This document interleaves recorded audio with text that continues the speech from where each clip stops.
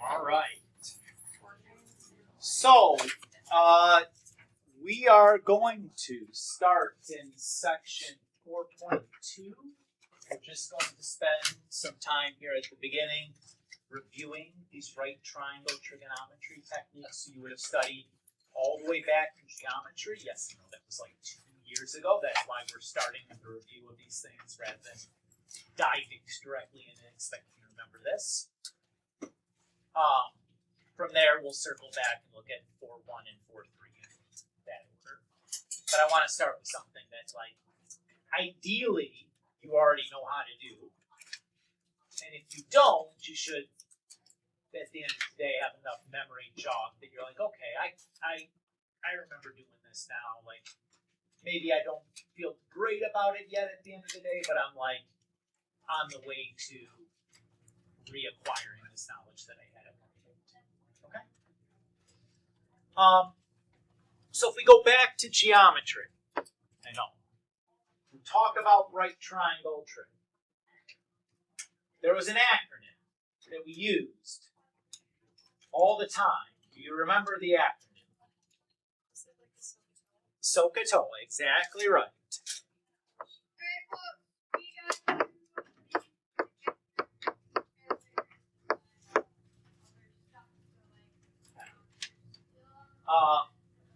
And SOHCAHTOA was an acronym, like it's an acrostic. It's a mnemonic device to remember something, right? What it helps us remember is the right triangle definitions for sine, cosine, and tangent. So can you remember what these letters stood for? Sine means offset over hypotenuse. Yes.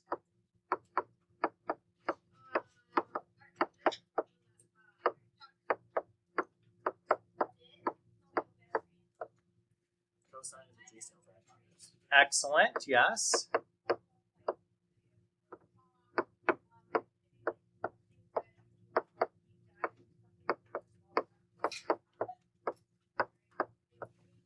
Okay. Tangent is offset over adjacent. Perfect. Yes, sir.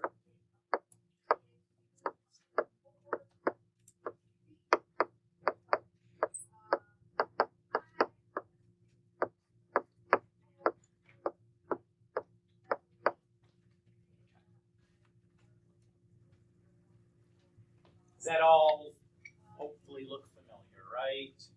Even if you didn't remember specifically what the letters stood for before, you're like, yup, that sounds right. I did at one point know that. And while maybe it's a little fuzzy now, because it's from 2 years ago, like, that'll come back pretty quick. I just need to spend a minute. Or, if you're like, this is going to be difficult for me to remember, where could it go? On your half sheet. On my half sheet note card for the test, right? Because I feel like I'm going to have trouble memorizing this or remembering this.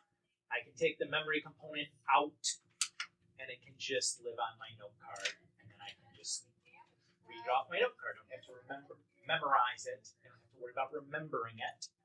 It can just live there. Now,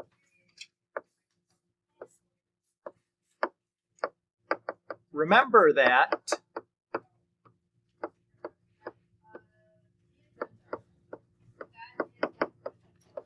again, this is just a way to remember in a right triangle with acute angle theta, sine of theta is opposite over hypotenuse, cosine is adjacent over hypotenuse, tangent is opposite over adjacent. That this is equivalent to this, right? This hard to memorize, perhaps. This a little bit easier to memorize. This probably more practically useful to you. SOHCAHTOA is just a way to remember that definition, those three formulas. Is that all kind of starting to connect some dots back together again? Again, I know it's been a while since we've had geometry, and that's okay that it's a little fuzzy, but hopefully you're like, okay, I do remember this. This does look familiar. I remember using these things, and I remember there were these formulas, and there's opposites and hypotenuses, and like if you tell me those are the formulas, I believe you. Before we go further, I want to talk about the concept of opposite, adjacent, and hypotenuse. Because if you remember back to geometry, it could be sometimes difficult to tell what side is opposite, which side is adjacent, which side is hypotenuse. So let's look at a couple of examples.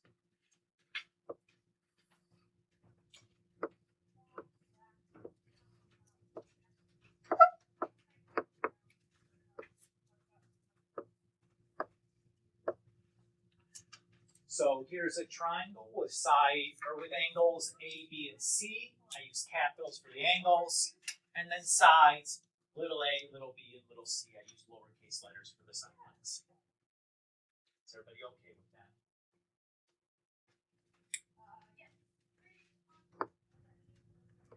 If I'm looking at angle A, relative to angle A, which side is opposite? A, B, or C? A. Good, that is correct. So I should think of what side is across from angle A. That is the opposite. What side is adjacent, B or C? C is correct. Why is it not B? Both of them are next to angle A. B is the hypotenuse. Why does B have to be the hypotenuse? It's across from the right angle, which means it's going to be the longest side, right? The hypotenuse is, by definition, always the longest side, which has to be across from the biggest angle. Is everybody okay there? Notice that if instead we were talking relative to angle C, what side is opposite angle C? C. Notice that the side that is opposite is relative to the angle that we're talking about, right? Which side is adjacent to angle C? A. That is correct. Because the hypotenuse stays the hypotenuse, right? That's never going to change. Does everybody remember doing this? Again, really important that we remember that the opposite and adjacent are always relative to the angle that we're using, right? Sine of angle A will be different than sine of angle B, unless you have like an isosceles triangle or something, where the two lines are the same. Okay. So let's look at an example now. Does anybody feel shaky about opposite adjacent hypotenuse still after doing an example? Okay, if you do, interrupt me and ask. That's what this is for. Like, we're reviewing and refreshing, and if I move forward and you're like, I'm not ready to move forward yet, please speak up, because I promise you you're not the only one that's like, I ain't ready to move forward yet. Like, I need to talk a little bit more about what we're doing. You're not alone. Totally fine that we're like in the very beginning, that everybody's fine, right? Like, if that's the case, go ahead. We'll keep plugging away.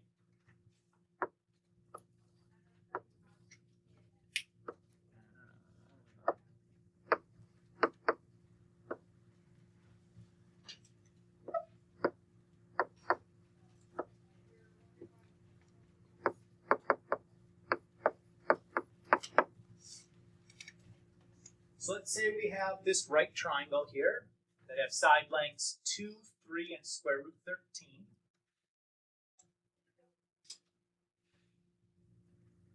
First things first. How do I know this is a right triangle? Yes. Because it has the little symbol here, the right angle symbol, right? Very simple question.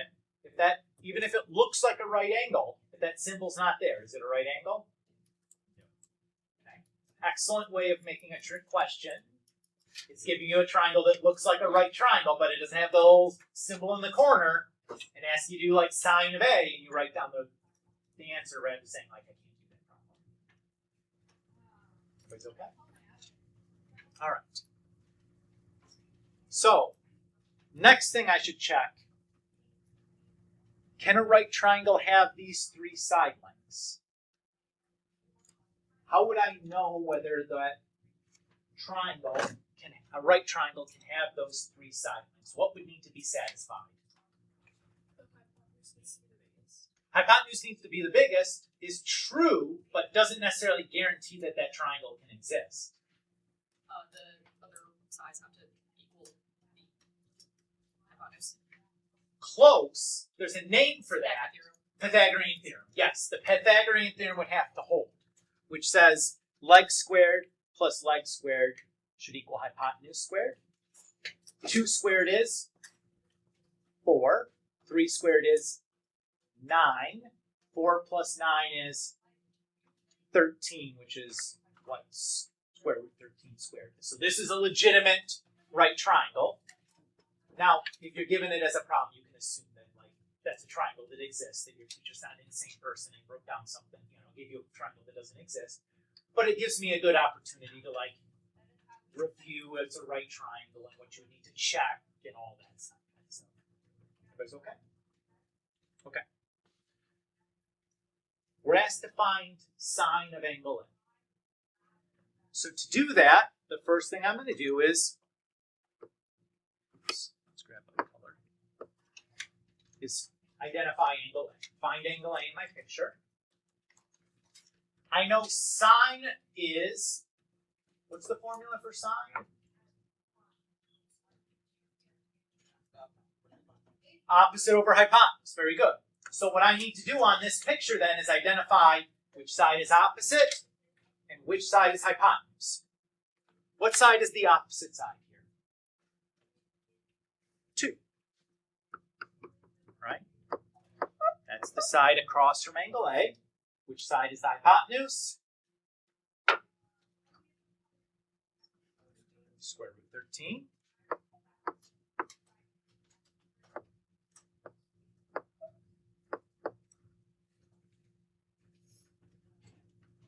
So we write opposite over hypotenuse.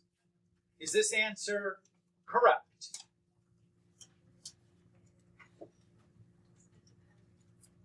Well, the answer is correct. Is it complete? Is there more we should do to this? Yes. Why would we say this answer is incomplete? Do you remember? Yes, Stella.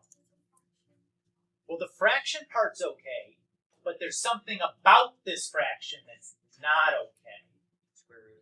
There's a square root in the denominator, right? We agreed as mathematicians we would not leave square roots in the denominator. There's no other reason than by convention. And I'll tell you a dirty secret. If you do this long enough, we stop caring if there's square roots in the denominator because things become sufficiently hard and inconvenient to get them out that we just say nuts with it, like it's fine the way it is. But for right now, for a problem like this, we should get that square root out of the denominator. The name of the process we use to do that is called rationalizing the denominator, which means turning the denominator into a rational number. Stella, do you remember how to do that? Okay. So, anytime we're doing something to a fraction, it's basically going to be multiplying by 1. Because if I multiply a number by 1, what happens to that number? Nothing. Right? I multiply by 1, the number stays the same. Now, the trick is choosing what that number 1 looks like. So in this problem, the issue is the denominator, right? So I'm going to write the number 1 as the square root of 13 over the square root of 13.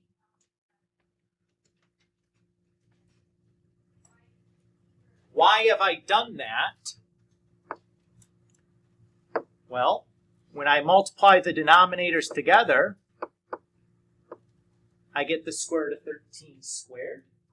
Right? Square root of 13 times square root of 13 is square root of 13 squared. And what happens to squares and square roots? They cancel, and guess what problem we've solved?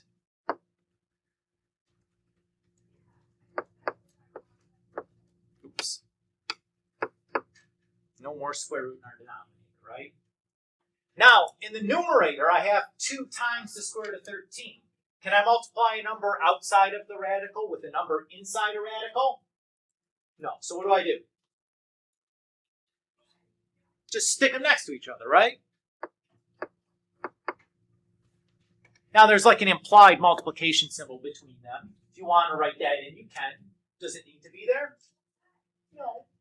But some of us are like, I need to put it there, so I identify it as 2 separate things being multiplied together. If that's the case, you should do that. It's fine to have it there. I won't always write it there. I might sometimes, I might not, depending on where we're going with the problem, if I need to emphasize that or not. But this one would be done at this point. That would be. Is this feeling okay? Jogging some memories. Again, you probably remember doing this. What's it called, or how do I do that? Maybe it's not. That's the point of doing the review. Hopefully this is coming back and being like, oh yeah, that was easy. I remember doing that now. All right.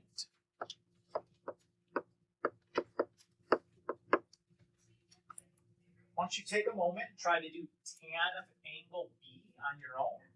We'll give you a minute or 2 to do that, and then we'll go through it as a group.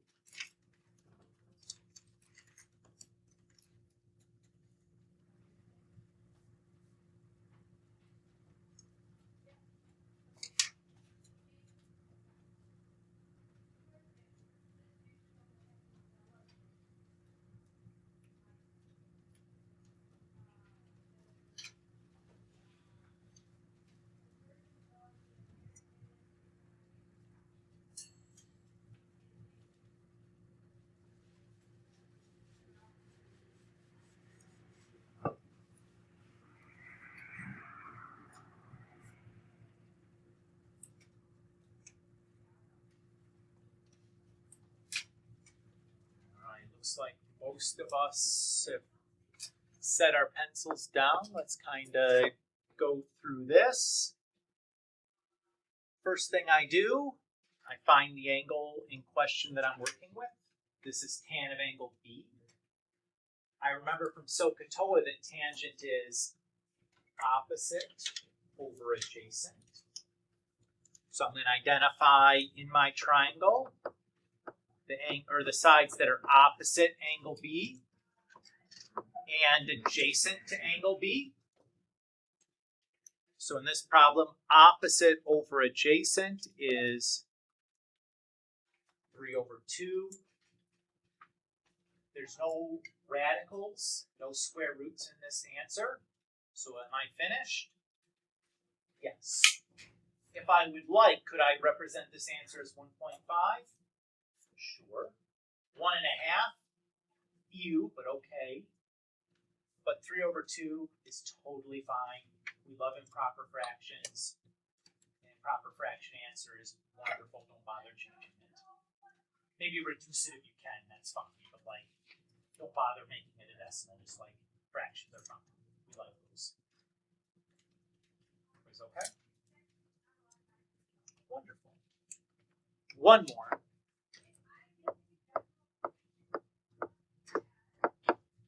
Cosine C.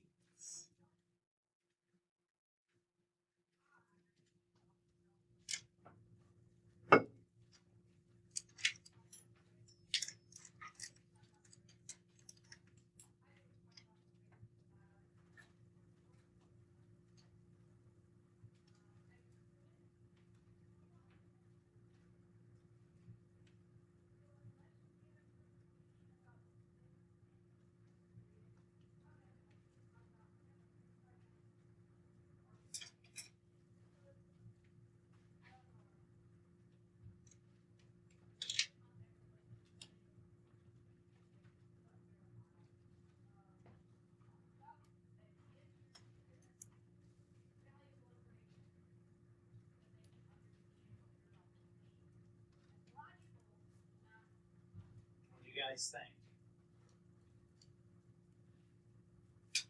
Is this hard?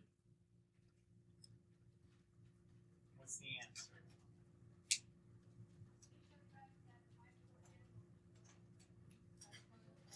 Okay, go ahead. That's fine. I put 3 square root 13 Okay. How did you know that 3 was adjacent? I don't know, I kinda guessed. Okay. Because we used 2 for the other one. Yeah. So here's the thing. 2 and 3 are both adjacent to angle C, right? But what kind of angle is angle C? A right angle. What was our definition for sine, cosine, and tangent? It was for an acute angle. Do I have an acute angle here? No. What kind of angle did I have? A right angle. Can I do this problem? No. With the tools that you have,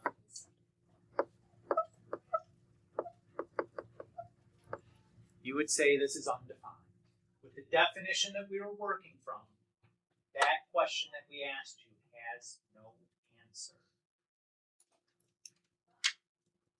One of the things we're going to do in this first unit is fix them so that we can do sine, cosine, and tangent of angles of any size, whether they're bigger than 90 degrees, whether they're bigger than 180 degrees, or whether they're negative.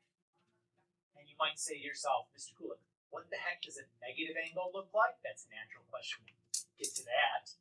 Or what does an angle, how would I even draw an angle that's bigger than 180 degrees? Because don't we if I drew this, would we measure this way instead of that way?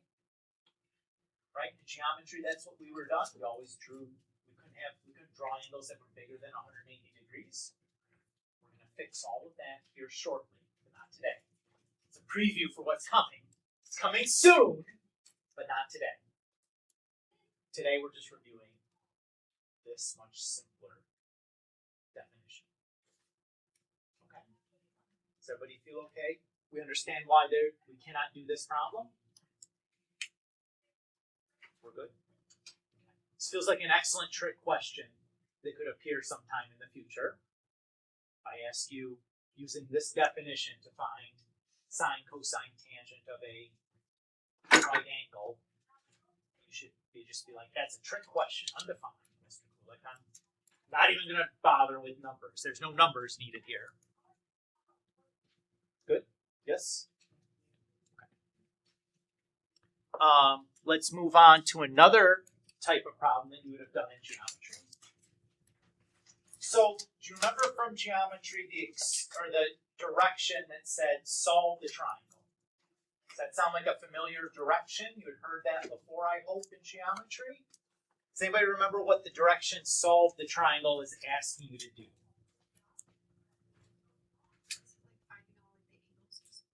Finding all the angles and also finding all the side lengths. Okay. We're going to do some examples now. We're not going to solve the entire triangle, but we're going to talk about how to solve some side lengths today. Okay? We're just going to worry about side lengths for now. But that is a familiar geometry instruction that maybe if we say it, it jogs some memory. If it doesn't, that's okay. Probably the setup of the problem, you'll be like, okay, I remember doing stuff like that before.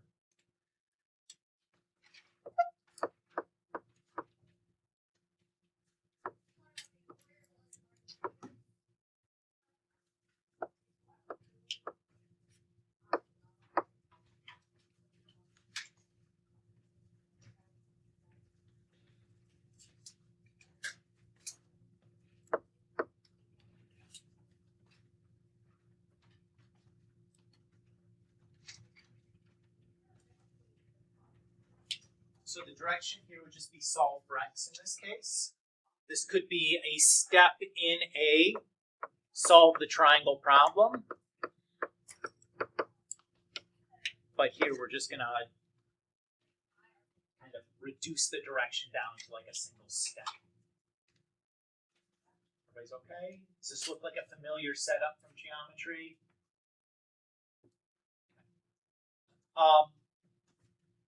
Now, when you look at this picture, some alarm bells should be going off. Who sees it? What is the issue with the picture I've drawn? Eleanor. Yeah, can we do this if there's no right angle drawn? No. With where we're at right now, we must have a right angle. So currently, as this is drawn, this is impossible. I'm just going to do that. Now this is a perfectly possible problem. Let's talk through how we go about doing something like this. I just want to re-emphasize that that right angle mark is like the very first check that we have to do. We have to know that that's there. We don't have the right triangle. Everything falls apart because our definitions for sine, cosine, and tangent need a right triangle to work. So far, so good. Okay. The first thing I'm going to do is I'm going to look at and identify the angle that I have. The angle I know is 36. The two side lengths I care about now, I want to find out what those are relative to the angle I know. The x is opposite, adjacent, or hypotenuse. Hypotenuse. The 7 is opposite, adjacent, or hypotenuse. Opposite, right? You can see just it's right across from it. So the trig function that I need to use to solve this problem is the one that involves opposite and hypotenuse. That is sine.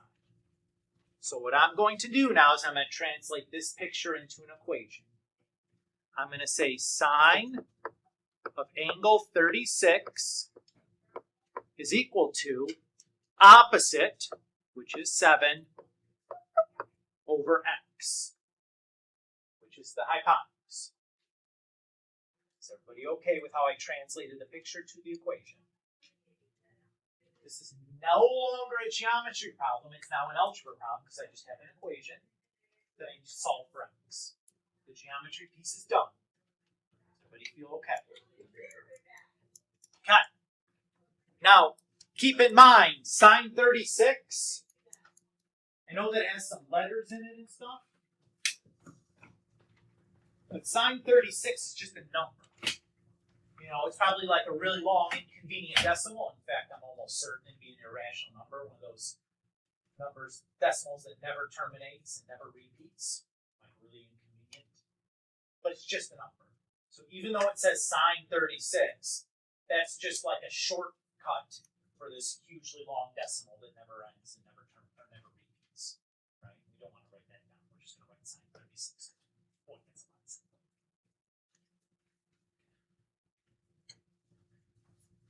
What would I want to do here to solve for x? Remember, solving for x, you want to get the x by itself. Right? What would I want to do algebraically?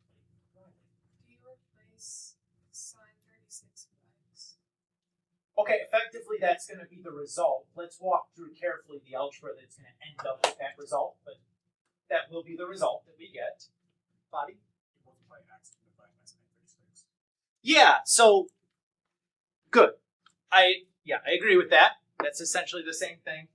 So the way I like to think about this, and probably the way you were taught in geometry, is we're going to turn this equation into a proportion. Do you remember what a proportion is? Two fractions that are equal to each other. And you might say, well, this looks like a fraction. I'm good with that, Mr. Kulik. This doesn't look like a fraction to me. How are you going to turn this into a fraction? Put it over 1, right? If I need to make something a fraction, just put it over 1.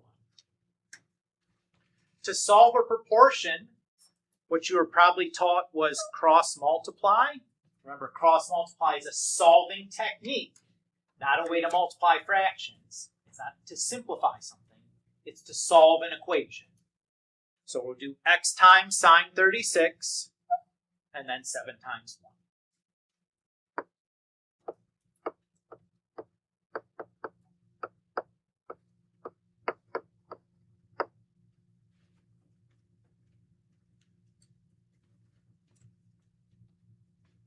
which is equivalent to what you were saying to do. I connected to this idea because typically in geometry, you go from writing proportions for similar triangles to doing sine, cosine, and tangent. So like the method that they used to teach this was cross multiply, that make a proportion cross multiply. So I'm just trying to connect it to the most familiar algebraic step that you would have connected to this problem based on the sequence of how geometry is taught.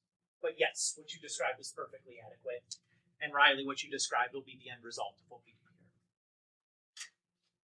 Everybody's still doing okay? So the x still isn't by itself. Now we've improved our situation because we no longer have any fractions. That's helpful, right? But we still have x times this sine 36. Remember, sine 36 is just a number. So if x times a number, to get the x by itself, what do we have to do to get rid of like x times the number? Divide by that number. In this case, that number's name is sine 36. Oops.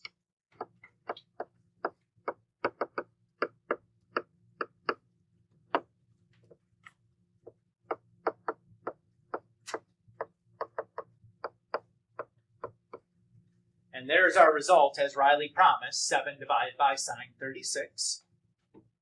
The x is by itself. So the final step here will be to type this into our calculator and get the answer to fall out. Let's say the directions ask us to round this to 2 decimal places. If you have a calculator with you, I invite you to take it out. Try typing this in.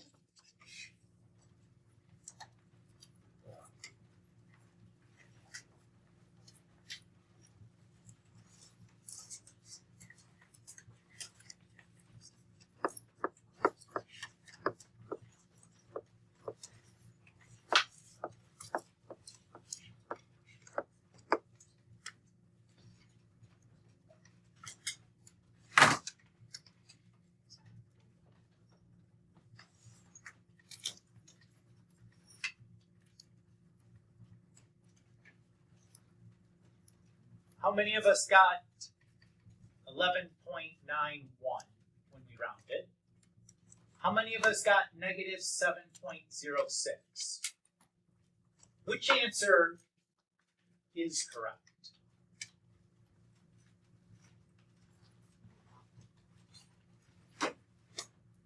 Okay, which answer is impossible? The negative 7. Why is that impossible, Bryce? Yeah, oh, well, remember this is a side plane. But yes, the negative is the issue because remember x is the hypotenuse of this triangle. What the heck would negative 7 long hypotenuse mean? That's crazy talk, right? You can't have negative lengths on a shape. So clearly this is the wrong answer. Now, I guarantee you, all you guys that got negative 7.06, you did type this into your calculator correctly. But there's a different issue. It's not with what you entered into your calculator. Does anybody remember what the issue might be? It's not in degree mode, yes. So, if you got an answer of negative 7.06, you press the mode button right here next to the blue second button at the very top, and you look down at the options. One of the options says radian or degree. You need to make sure that you're in degree mode, so just use your arrows to move your cursor so it's on degree and press enter. So it says degree, and then if you exit back out, second in mode, and type this in again and press enter, you'll get the 11.91 as you should. Yes? Instead of cross multiplying in the beginning, can I just multiply it by 1/7? If you multiply by 1/7, what you'll have is 1 over x by itself, not x. Okay. So then you have to flip both sides, which is equivalent to what we've done. Okay. But you could do that. I would not recommend it because it's really easy to lose the 1 over x and end up with the wrong answer. But you could. It's not wrong, not recommended. Is that fair? Okay. Good question. Okay. Good. Okay. I'm going to give you guys one more to try on your own, and then we'll go through it in a second.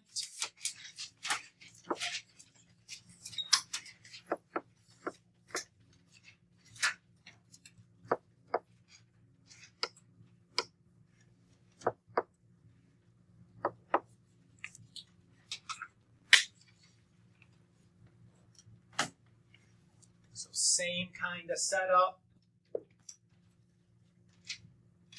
We have 8 minutes left or so. We'll give you a couple minutes to work on this, go through it, and we'll call it good for today.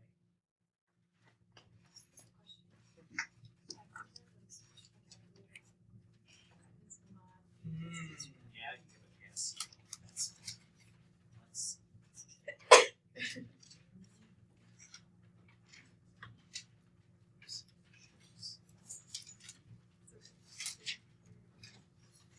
oh, I saw that. Go back.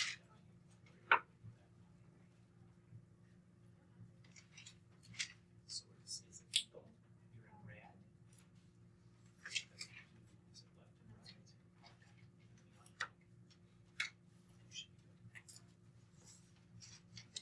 Of course.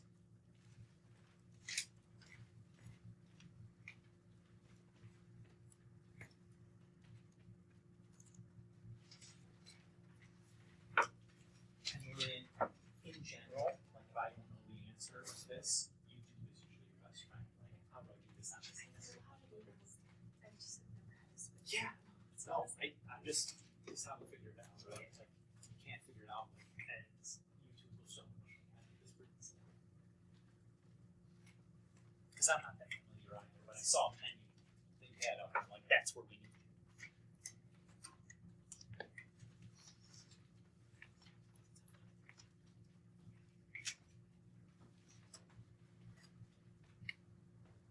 While you guys are working, I'm just going to say a couple of things before I start going through this. We mentioned before that you calculated those two modes, degree and radian. We will talk about what radians are in this unit as well. So it's another way of measuring an angle. It's kind of a fundamentally different way of measuring than a degree is. But that'll be something we address. If you were unfamiliar with that term or didn't even know that angles could be measured in two different sets of units, that's coming here in this chapter as well. We'll talk about radians as well. And you'll use them throughout first semester. Very common in trigonometry. All right, let's start going through this. We start by looking at the angle in question. Relative to that angle, we have adjacent and opposite. The trig function we need then is the one that has opposite and adjacent in it. That would be tangent. So we write the equation tan 56 is equal to opposite over adjacent.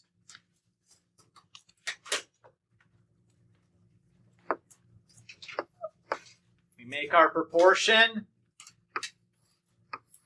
Cross multiply. X times 1 is x.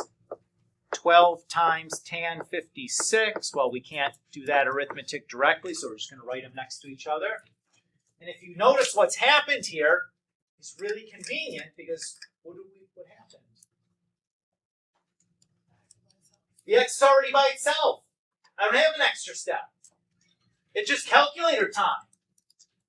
Let's do it. 12 times tan 56 is 17.79 or thereabouts.